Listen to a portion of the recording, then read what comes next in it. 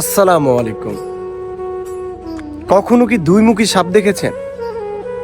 অর্থাৎ যেই সাপের দুই দিকে মাথা থাকে, দেখে বোঝার উপায় নাই যে তার লেজ নাই। তো ঠিক দুইমুখী সাপের মতো আমাদের আশেপাশে কিছু মানুষ আছে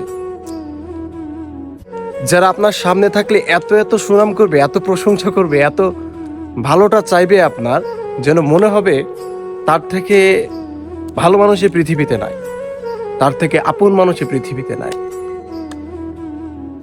অথচ সেই মানুষটাই সুযোগ পাইলে পিছন থেকে ছুরির আঘাত দেবে, আপনি বুঝতেও পারবেন না। এমনভাবে ছুরির আঘাত করবে যেটা আপনি কখনো কল্পনাও করতে পারেন না। তাকে আপনি চিনতে পারবেন, চিনতে যে পারছেন না এটা আপনার ব্যর্থতা না, অথবা এটা আপনার বোকামি না। কারণ সে তার চেহারাটা এমনভাবে ঢেকে রাখে, দেখে বোঝার উপায় নাই যে সে মানুষটা খারাপ। এটা হচ্ছে তাদের একটা প্রতিভা, যে প্রতিভার কারণে একটা মানুষের জীবনও নষ্ট হয়ে যায়। সুতরাং আমি বলবো,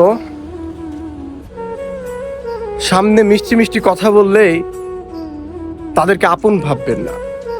আগে মানুষ চিনুন, তারপর তাকে প্রায়োরিটি দিন। এই পৃথিবীতে সব থেকে কঠিন জিনিস হচ্ছে চীনা মানুষের অচেনা রূপ।